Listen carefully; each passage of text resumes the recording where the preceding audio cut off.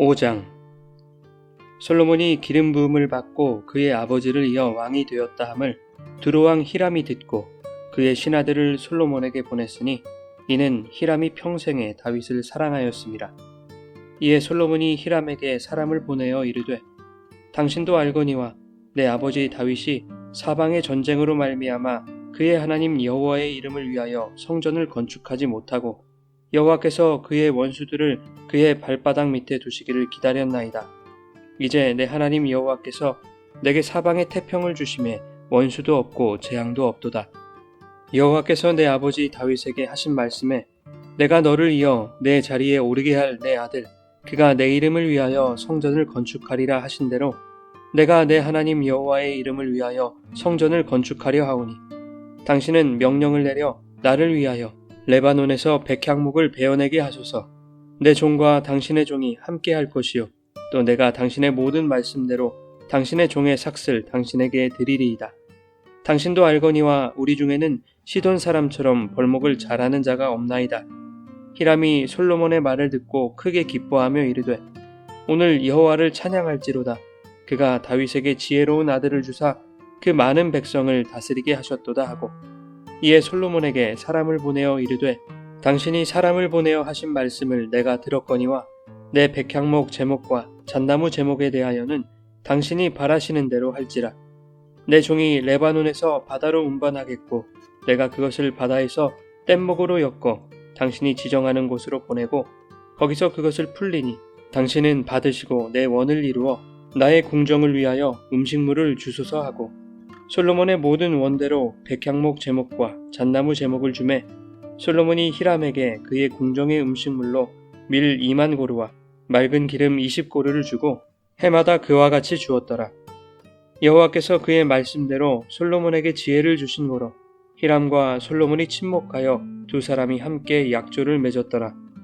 이에 솔로몬 왕이 온 이스라엘 가운데서 역군을 불러 일으키니 그 역군의 수가 3만 명이라.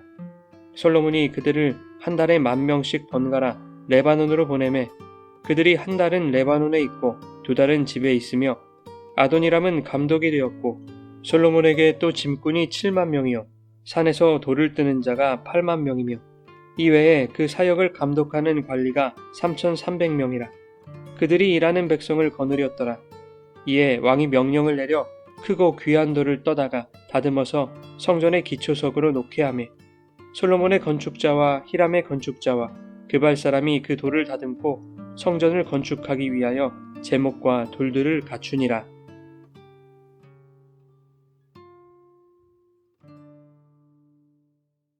여러분 좋은 아침입니다. 오늘도 말씀의 은혜가 여러분의 삶에 풍성히 임하기를 소망합니다. 본문은 솔로몬이 성전 건축을 준비하는 장면입니다. 솔로몬의 성전 건축은 하나님이 다윗에게 약속하신 것이죠. 다시 말해서 성전 건축은 하나님이 허락하신 것이고 그것은 이스라엘에게 필요했다는 것을 의미합니다.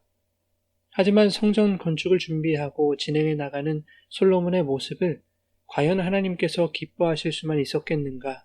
이러한 관점으로 본문을 바라보지 않는다면 오늘날 교회에 만연해 있는 크고 화려한 예배당 건축을 교회의 성공과 하나님의 축복으로 여기며 변질되고 왜곡된 신앙생활을 할 수밖에 없을 것입니다. 솔로몬의 성전 건축에 대하여 5장과 6장에 걸쳐서 살펴보려고 합니다.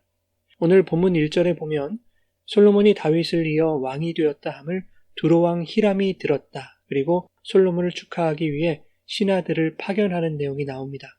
그런데 히람이 신하들을 보낸 이유를 이렇게 기록하고 있습니다.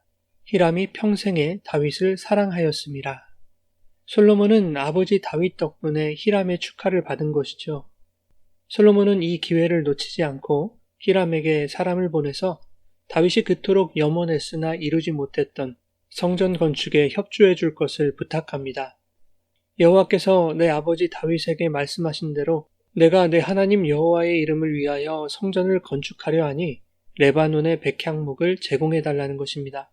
히람은 흔쾌히 수락하고 백향목뿐만 아니라 잣나무도 원하는 대로 제공하겠다고 약속합니다. 히람은 그 대가로 자신의 궁정을 위하여 음식물을 요구하고 솔로몬은 밀 2만 고루와 맑은 기름 20고루를 해마다 제공합니다. 한 고르는 350에서 400리터 정도로 밀이 2만 고르면 7천에서 8천 톤이나 되는 양입니다. 기름도 해마다 약 7톤에서 8톤을 제공한 것입니다. 이 어마어마한 양을 대기 위해서 많은 사람들의 희생이 따랐을 것입니다. 이제 성전 건축을 위한 자재들이 뗏목으로 들어오기 시작합니다. 자재를 실어 나르고 준비하는데 많은 인력이 필요했을 것입니다. 솔로몬은 노동자를 불러 모으기 시작했습니다. 그 수가 3만이었는데 한 달에 1만 명은 레바논으로 보냈고 2달은 본국에 지내면서 노역에 동원되었습니다. 이들 외에도 짐을 운반하는 사람이 7만 명이 있었고 채석하는 사람도 8만 명이나 되었습니다. 이 모든 노동자들을 관리하는 감독관도 3,300명이었습니다. 즉 노역에 동원된 인력이 18만 명이 넘었다는 것입니다. 그런가 하면 역대하 2장에 성전을 건축할 때 동원된 노동자들이 모두 이방 사람들이었다고 기록하고 있습니다. 17절과 18절에 이렇게 말씀합니다. 전에 솔로몬의 아버지 다윗이 이스라엘 땅에 사는 이방 사람들을 조사하였더니 이제 솔로몬이 다시 조사함에 모두 15만 3,600명이라. 그 중에서 7만 명은 짐꾼이 되게 하였고 8만 명은 산에서 벌목하게 하였고 3,600명은 감독으로 삼아 백성들에게 일을 시키게 하였더라. 열왕기상 9장에도 이스라엘 자손이 다 멸하지 못하여 그 땅에 남아있는 자들을 솔로몬이 노예로 역군을 삼았다라고 말하고 있습니다. 이것은 강제 노역을 말하는 것이죠. 종합해보면 18만이 넘는 노동자 중에 15만 이상이 이방인이었고 이스라엘 백성도 3만 명 가까이 노역에 동원되었다는 것입니다. 학자들 중에는 솔로몬이 이스라엘 백성에게는 임금을 지불했을 것이라고 말합니다. 열왕기상 9장 22절에서 그 근거를 찾아볼 수 있는데 다만 이스라엘 자손은 솔로몬이 노예를 삼지 아니하였다라는 말씀이죠. 그렇다 하더라도 솔로몬이 행하고 있는 방식은 하나님이 결코 기뻐하실 수 있는 방식이 아니었습니다.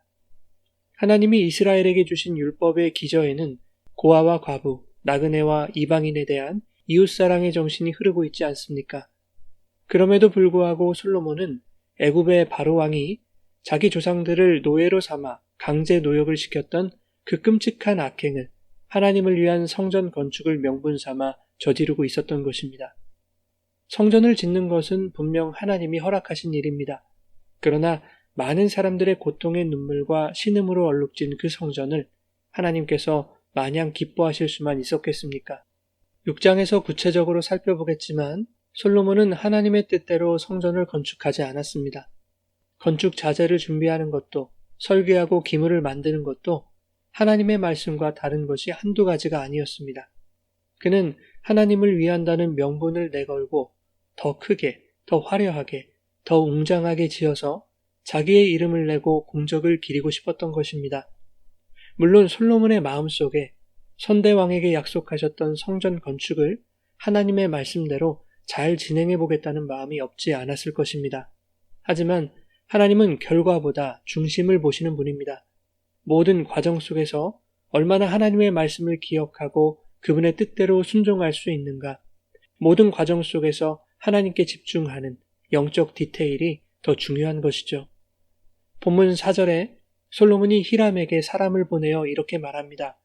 이제 내 하나님 여호와께서 내게 사방의 태평을 주심에 원수도 없고 재앙도 없도다. 그러니 지금이 성전을 건축할 때이고 당신의 협조가 필요하다는 것입니다.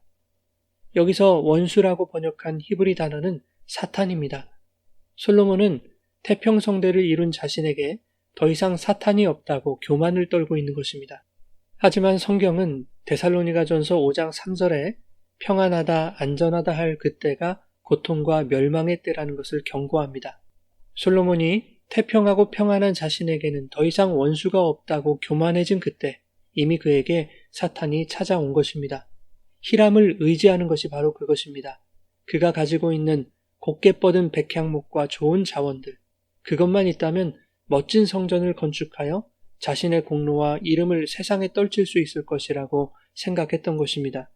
그 삐뚤어진 마음이 가져온 것은 많은 노예들의 희생과 고통이었습니다. 하나님은 그렇게 지어진 성전을 기뻐하지 않으십니다. 사랑하는 여러분, 좋은 결과물이 나에게 평안을 주지 못합니다. 오히려 세상의 가치를 평안으로 삼을 때 그것이 이미 내 안에 원수로 자리 잡았음을 기억하십시오. 크고 화려한 것을 추구하다 보면 하나님의 뜻에서 점점 멀어집니다. 신앙생활의 성패는 세상적인 태평성대에 있지 않습니다. 어설프고 부족하지만 매 순간 하나님의 뜻에 집중하고 그분의 말씀에 귀를 열어 순종의 삶을 살아가기 위해 애쓰는 모든 삶의 과정이 성공이요 하나님 나라의 태평성대인 것입니다. 오늘도 세상의 화려한 성전을 동경하지 않고 내 안에 성전으로 오신 예수 그리스도를 바라보시기 바랍니다. 그분의 말씀과 뜻대로 살아가고자 애쓰고 씨름할 때 부족한 우리를 하나님이 기뻐하실 아름다운 성전으로 세워가시는 성령의 충만한 은혜 안에서 참된 평안과 하나님 나라의 태평성대를 누릴 수 있기를 예수님의 이름으로 축원합니다.